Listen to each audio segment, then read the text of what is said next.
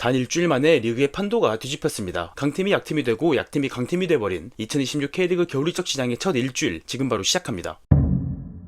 전북현대는 김승섭 선수를 제주에서 데려오고 권창훈 선수와 송민규 선수, 박진섭 선수를 내보냅니다. 2025 시즌 연봉 12.5억을 받았던 박진섭 선수는 최대 200만 달러, 한화 29억 원 수준으로 연봉을 2배 넘게 뻥튀기 했다는 소문과 함께 중국의 저장FC로 떠났고, 송민규 선수는 FA 자격으로 다른 팀을 알아보고 있는 중이며, 권창훈 선수 또한 FA 자격으로 제주 SK로 팀을 옮겼습니다. 특히 홍정호 선수는 구단 측에서 재계약 의사가 없다며 라이벌 구단인 수원삼성으로 이적한다는 소문이 돌고 있는데요. 그 외에도 광주FC의 변준수, FC 안양의 못다, 포항스틸러스의 오베르단 선수 등 각 구단의 에이스들을 영입한다는 소문이 돌면서 캐시파워의 힘을 보여주고 있습니다. 포항스틸러스는 J리그 사감도스에서 니시야 켄토 선수를 임대로 데려와서 릴리스로 박제해버렸고, 포항에서 포르투갈 포르티모넨스 SC로 임대 후 이적 갔다가 아쉬운 출전수를 보여주던 김용학 선수를 다시 역임대해왔습니다. 또 J리그2 몬테디오 야마가타로 이동희 선수가 이적하는데요. 몬테디오 야마가타는 1년 전 광주FC에서 뛰었던 백하 선수가 뛰고 있는 팀인데, 그 백하 선수는 다시 K리그2 기베FC로 옮긴다는 소문이 돌고 있습니다. 백하 선수와 이정효 감독이 상대팀으로 다시 만나게 되겠네요.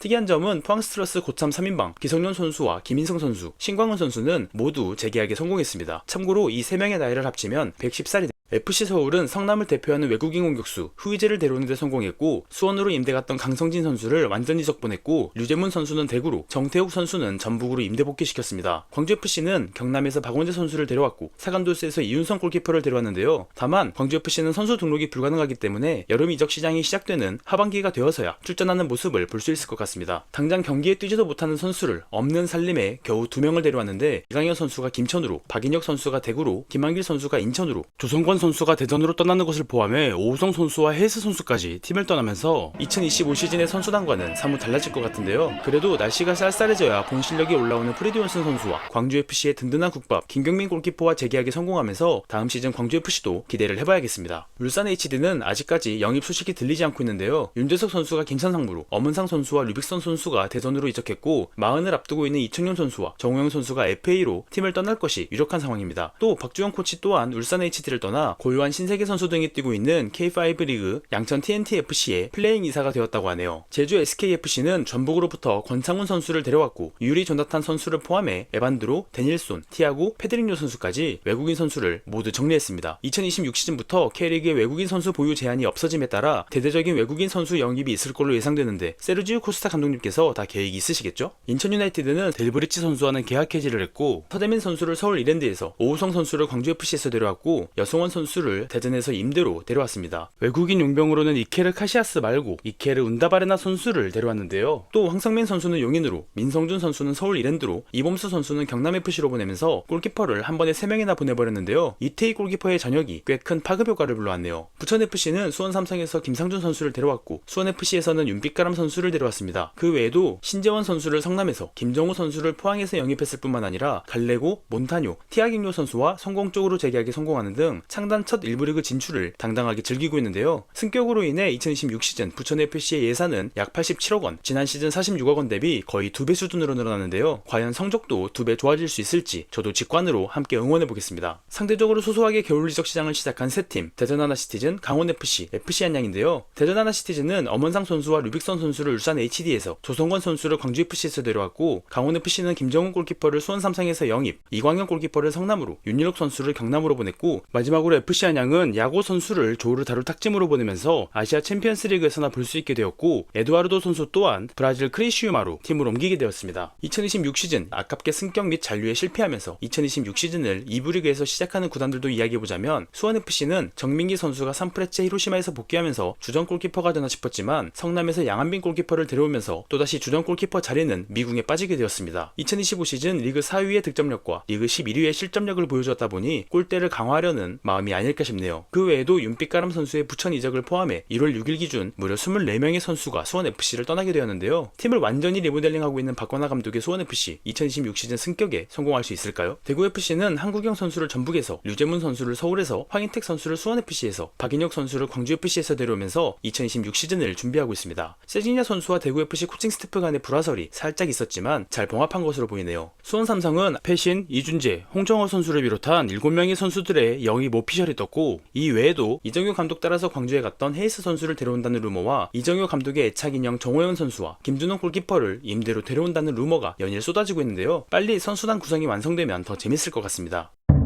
역시 K리그는 경기를 보는 것도 재밌지만 이적 시장을 구경하는 맛도 확실한 것 같은데요. 팡호TV의 이적 시장 소식 요약 정리는 선수 등록 기간 동안 3-4편의 시리즈로 나누어 다루고 있습니다. 왜 빠졌지? 하는 선수가 있다면 이전 영상을 참고해주세요. 시청해주셔서 감사합니다. 안녕.